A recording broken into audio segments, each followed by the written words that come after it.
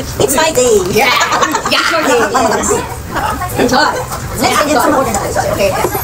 So ito na nga guys. O diba? Bonding na naman kami with friends.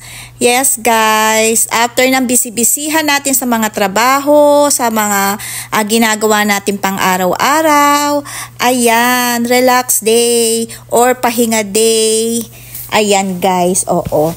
Nagpunta kami dyan guys sa ano ba yan? Fuki?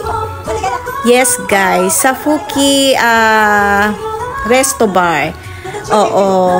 Napaka relaxing place din dito guys. Oo. And then ang mga ano niya is may mga utsumami din siya. Pero yung more foods talaga wala dito.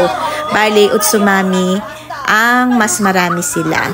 So, ayan si Master guys. Kung nakikita nyo yung nakasombrelo, yan yung may-ari ng resto bar na to. Super bait niya guys. May pagkabali siya or may pagkasilais.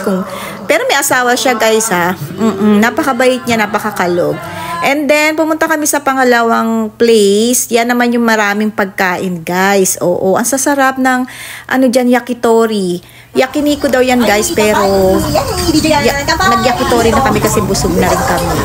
So, yun lang guys. Oo, sharing my moments.